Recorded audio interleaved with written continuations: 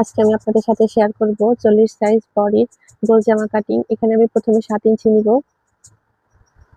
তারপরে গলা গলা নিব 5 ইঞ্চি, সামনের গলা, আর সাইডে নিব 3 ইঞ্চি চওড়া, লম্বা নিব 5 ইঞ্চি।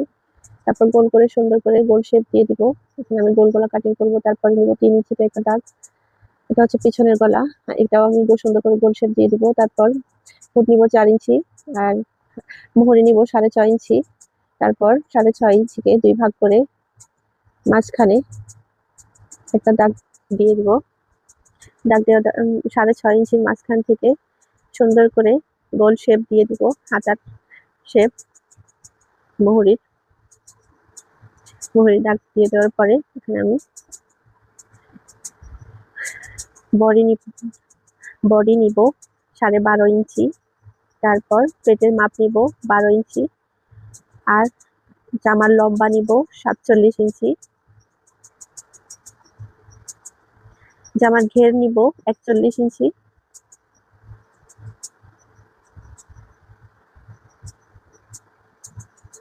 তারপর আস্তে আস্তে জামাটা সুন্দর করে কাটিং করে নিব।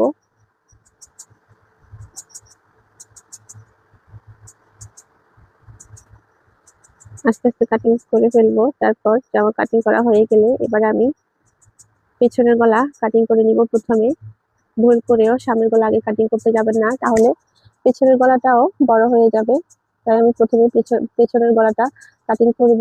তারপর দুইটা কাপড় আলাদা করে সামনের গলা কাটিং করব।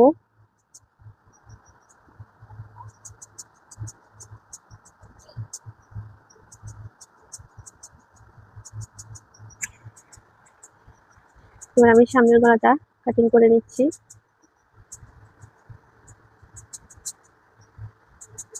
এরপর আপনারা সামনের পাটে তাল পাট কাটিং করবেন হাতার মুহুরিতে।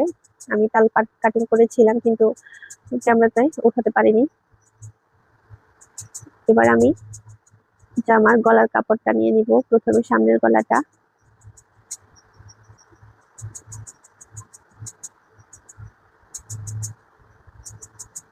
একটা পেন্সিল দিয়ে প্রথমে সামনের গলাটা এঁকে নিব। তারপর 2 ইঞ্চি চওড়া 1.5 ইঞ্চি চওড়া রেখে আরেকটা দাগ দিয়ে গলার কাপড়টা নিয়ে নিব।